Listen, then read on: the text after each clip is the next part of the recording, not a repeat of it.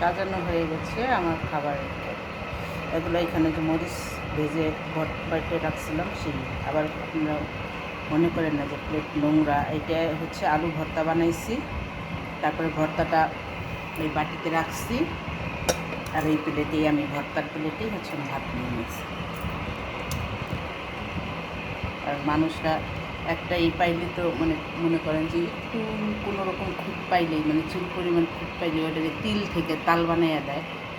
আমরা হচ্ছে এরকমের দেশে বসবাস করি, ভাইরাল দেশ। একটু কিছু হইলেই আমরা সবাই ভাইরাল হয়ে যাই।